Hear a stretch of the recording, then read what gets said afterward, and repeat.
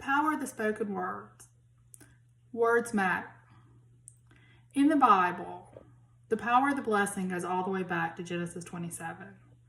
This is where Rebekah, mother of twin boys, Esau and Jacob, convinces her younger son, Jacob, to go after the birthright of his brother Esau, who was born just a few minutes ahead of him. This comes after Jacob had stolen his birthright of property from Esau already. Esau had an insatiable hunger. He was so hungry when he came upon his brother Jacob, who had a bowl of soup. He wanted that soup so bad. Jacob said, "You want the soup? Give me your birthright." And he did. Now, Jacob and Rebekah are manipulating Isaac, the father, who loves his son Esau and had full intentions of blessing him in his prosperity. Rebekah makes a fake furry hand because Jacob was very fair. Esau was not fair at all. He was gruff, he was rough, he was hairy. It would be very difficult to convince Isaac of the difference between Jacob and Esau. But he was on his deathbed. He couldn't see well. He could not have so many senses about him to make those determinations. Therefore, they were able to take the hand and convince Isaac that Jacob was Esau. Isaac gave the blessing to Jacob. God did honor that blessing.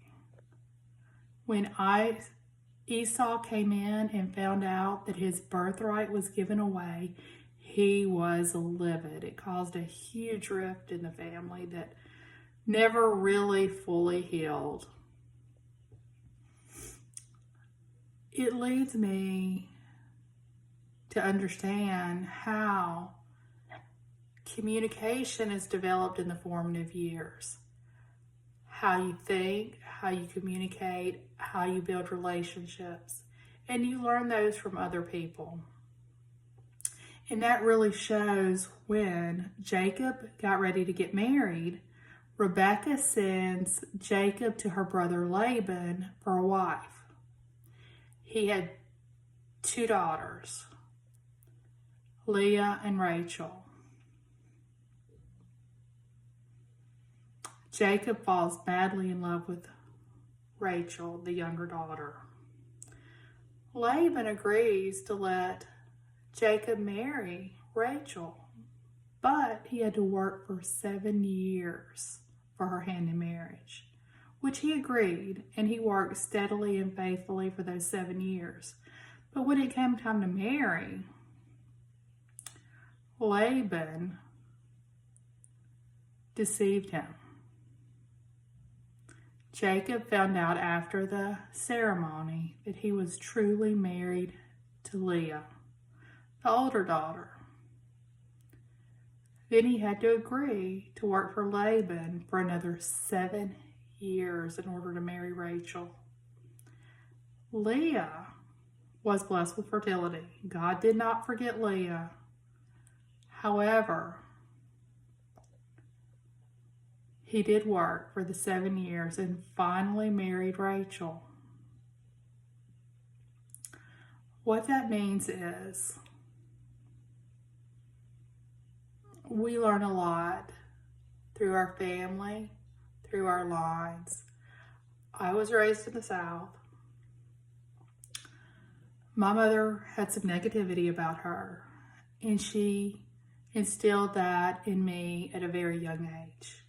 It wasn't just churches. I learned it at home too. You're not as good as, you're not as pretty as, you're not this, you're not that. Be quiet, sit down, keep your mouth shut. Nobody knows you're ignorant unless you open your mouth. You learn more by listening. But what that fails to teach is you develop relationships by interacting and engaging with people. As an only child, I did not have the sibling relationships to build certain skills that other people naturally had. Most of my conversations and things came through my parents and other adults in my life. I didn't have as many kids around me growing up in the home other than cousins and things that came by on occasion. To get through this, I studied. I was in school for many years, traveled to 13 countries. I've lived in 5 states in the Kingdom of Saudi Arabia.